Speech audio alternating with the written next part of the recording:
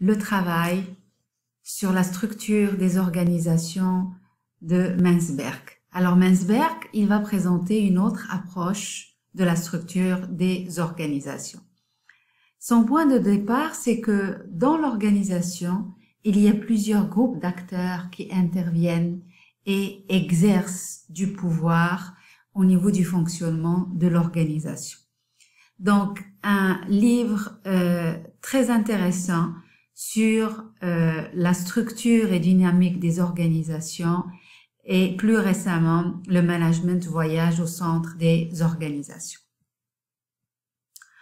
Alors, au départ, Mansberg, il va faire une présentation assez originale d'une organisation. Donc, contrairement au travail de Fayol qui s'est centré sur la présentation ou la schématisation de l'organisation sous forme de fonction, Mansberg, quant à lui, il va essayer de présenter l'organisation selon 5 composantes. Alors, pour lui, une organisation, elle comprend 5 composantes. La première composante, c'est ce qu'il appelle le centre opérationnel. Alors, pour lui, le centre opérationnel, ça va être l'ensemble des membres chargés d'exécuter la production. Bien sûr, ça va être les opérateurs, les ouvriers, les chefs d'équipe, etc. La deuxième composante, c'est ce qu'il appelle le sommet stratégique. Le sommet stratégique, bien sûr, c'est la direction. Il explique, c'est là où se prennent les décisions concernant la stratégie et l'allocation des ressources. Troisième composante, c'est la ligne hiérarchique. Là, ça va être l'ensemble des cadres qui vont jouer un rôle d'intermédiaire entre le sommet stratégique et le centre opérationnel. La quatrième composante, c'est la technostructure. La technostructure pour Mansberg, elle va être composée de l'ensemble des techniciens spécialisés qui vont être chargés d'élaborer et de suivre les programmes d'investissement. La dernière composante, c'est ce qu'il appelle le support logistique. Le support logistique pour Mansberg, il va être chargé d'assurer tout ce qui concerne la communication, la documentation, l'entretien et puis toutes les relations avec l'environnement. Alors, Mansberg, il avait aussi la spécificité de présenter des schémas graphiques et une schématisation graphique de l'organisation qui est un peu originale. Donc, dans ce schéma, on vient de voir les 5 composantes de l'organisation selon Mansberg. Donc, au niveau de l'amont, on va trouver le sommet stratégique, où on va trouver bien sûr tout ce qui est direction, à savoir le président et le conseil d'administration. Au niveau de la ligne hiérarchique, on va retrouver le directeur des ventes, directeur de production, responsable des ventes, c'est-à-dire ce sont les supérieurs fonctionnels, comme on a expliqué, qui vont jouer un rôle d'intermédiaire entre le sommet stratégique et le centre opérationnel. Le centre opérationnel, on avait expliqué que ce sont les opérateurs, les ouvriers, les assembleurs, aussi les vendeurs et les magasiniers. La technostructure, elle est composée des ingénieurs et spécialistes du marketing, par exemple. Et puis le support logistique, ça va être l'ensemble des techniciens spécialisés dans le domaine du conseil, du droit, de la recherche et développement et aussi de la paix. Alors Mansberg, c'est simple, il a identifié plusieurs formes de structures organisationnelles. D'ailleurs, lui, il avait cité la notion de la contingence.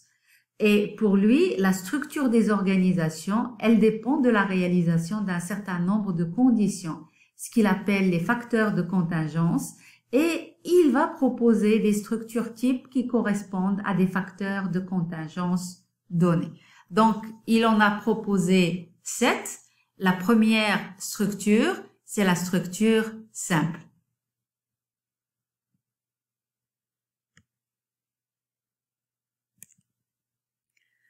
La première structure présentée par Mansberg, c'est la structure qu'il appelle la structure simple, entrepreneuriale ou ce qu'on appelle start-up. Alors, il explique que cette structure, normalement, c'est le cas des structures qu'on va trouver dans des entreprises de petite taille. La direction, c'est-à-dire le sommet stratégique, comme on le voit dans le schéma, il joue un rôle très important. C'est le sommet stratégique qui va décider et qui va assurer la coordination dans ce cadre de cette structure. Donc, c'est une structure simple, informelle, ce qui offre une bonne capacité d'adaptation normalement. Et par contre, Mansberg, il explique que cette structure, elle est financièrement fragile.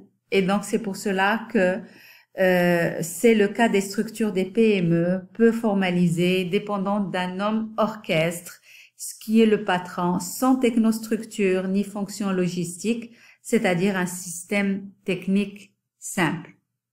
Le deuxième type de structure, c'est ce qu'il appelle l'organisation mécaniste. Alors, l'organisation mécaniste, selon Mansberg, c'est le cas des entreprises pour lesquelles l'environnement, il est supposé simple et stable, et l'entreprise est caractérisée par une grande taille.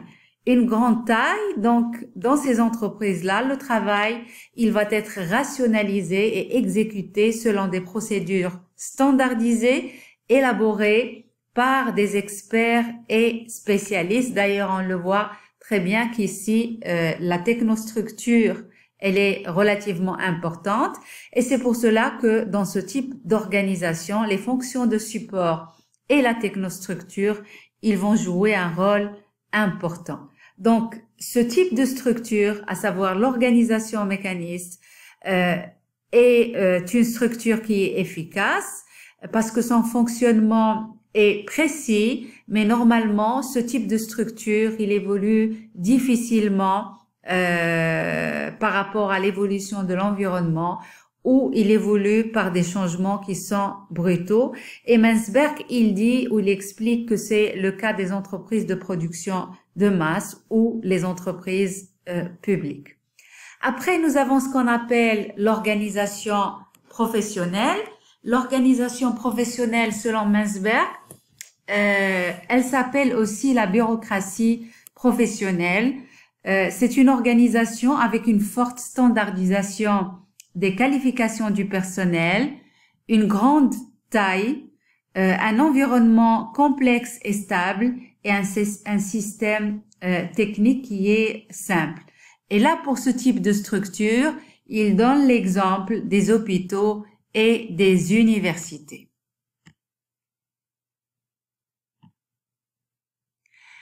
Le quatrième type de structure, c'est ce qu'il appelle l'organisation divisionnalisée. Alors, pour Mansberg, c'est le cas des entreprises qui vont atteindre une grande taille, ce qui va normalement les amener sur plusieurs marchés. Dans ce cas-là, l'entreprise, elle va diviser sa structure en fonction des marchés, comme on l'a expliqué dans la capsule précédente, afin, bien sûr, de réaliser des économies d'échelle. Donc, dans ce cas-là, les divisions, ils vont se faire selon soit un produit, une gamme de produits ou un critère géographique. Et l'entreprise, l'entreprise ou la division, pardon, elle va disposer d'une certaine autonomie au niveau de la gestion. Et chaque division, elle va être bien sûr chapeautée par une direction générale qui va fixer les objectifs stratégiques, et il donne bien sûr le cas des entreprises multinationales. Après, Mansberg, il parle de ce qu'il appelle l'organisation innovatrice. Alors, c'est une organisation, comme on le voit dans le schéma, avec une décentralisation bien sûr horizontale et verticale. Et dans cette organisation, les fonctions de support, dans cette organisation, les fonctions de support logistique, elle est dominante. Donc, on est en présence d'unités de petite taille où les participants, ils vont utiliser des technologies instables dans un environnement complexe et mouvementé. Donc ça va créer une différenciation horizontale, des tâches, et puis la décentralisation des décisions et la faible hiérarchisation formelle, ils vont se révéler essentiels pour garantir la flexibilité de l'organisation.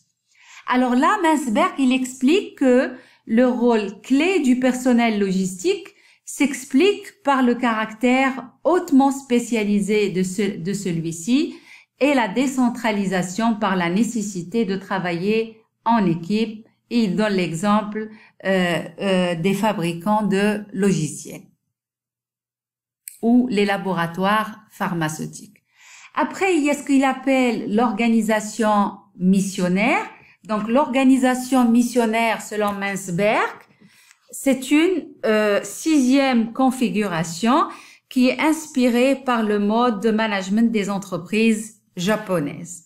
Alors, ce sont des organisations qui vont être gérées à travers l'utilisation de l'idéologie, c'est-à-dire des procédures. Les procédures vont être remplacées par des normes et des croyances. Donc, dans ce cas-là, Mansberg, il explique que l'organisation, elle va avoir une mission distinctive, claire, concentrée et porteuse d'inspiration. Donc, selon Mansberg, l'idéologie d'une organisation devient quelquefois si forte que toute sa structure se construit autour d'elle, et il donne l'exemple, bien sûr, des entreprises japonaises. Dans ce cas-là, la standardisation se fait par la sélection, la socialisation et l'endoctrinement de ses membres. Mais il explique aussi que les idéologies peuvent nous servir, mais elles peuvent aussi nous réduire en esclavage et parfois de façon impossible à distinguer. L'organisation suivante, c'est ce qu'il appelle l'organisation politisée. Alors, l'organisation politisée, selon Mansberg, c'est une organisation dans laquelle il n'y a plus aucune partie de l'organisation ou aucun mécanisme de coordination qui n'est capable d'imposer les règles. Et dans ce cas-là, l'organisation, elle prend la forme d'une configuration politisée marquée par aucune forme stable de centralisation ou de décentralisation. Mansberg, il explique que dans ce cas-là, le pouvoir n'a pas de légitimité technique et il va créer des conflits entre les individus et entre les groupes. Et il distingue alors 4 formes d'organisation politique: la confrontation, l'alliance qu'il appelle l'alliance bancale, l'organisation politisée et l'arène politique complète.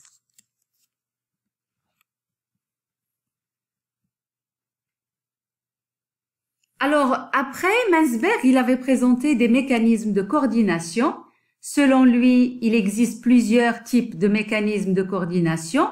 Il y a tout d'abord ce qu'il appelle l'ajustement informel, c'est-à-dire quand les individus coordonnent leur travail en communiquant de façon informelle les uns avec les autres.